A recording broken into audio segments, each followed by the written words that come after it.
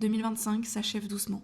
Et comme chaque fin d'année, j'ai ce besoin de m'arrêter, de regarder derrière moi, sans juger, sans embellir, juste de regarder. 2025 n'a pas été une année parfaite, loin de là.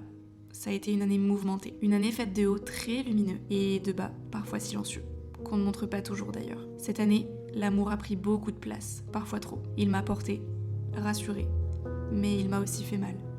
J'ai appris que les relations peuvent être belles sans être toujours simples, et que même quand ça fait mal, ça nous apprend quelque chose sur nous. J'ai appris à accepter de ne pas tout comprendre tout de suite, accepter de douter, de changer d'avis, et même parfois de se perdre un peu.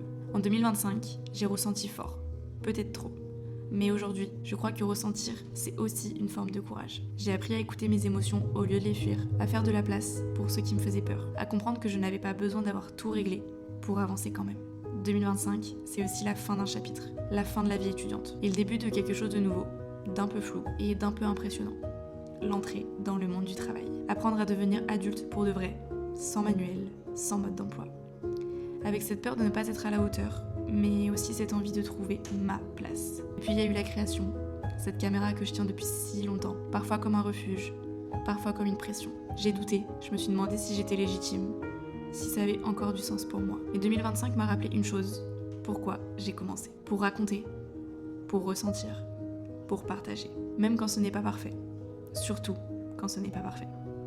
Cette année m'a appris que la vie ne suit pas toujours le plan, et que parfois, ce sont justement les détours qui nous construisent le plus. Alors à 2025, je veux dire merci. Merci pour les leçons, même celles qui faisaient mal.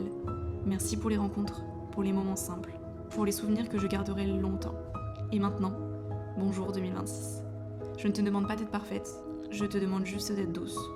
De me laisser le temps de grandir à mon rythme, le temps de rêver encore et de croire que tout reste possible. Pour 2026, je me souhaite plus de présence, plus d'instants vécus à fond, moins de peur, moins de pression et plus de confiance.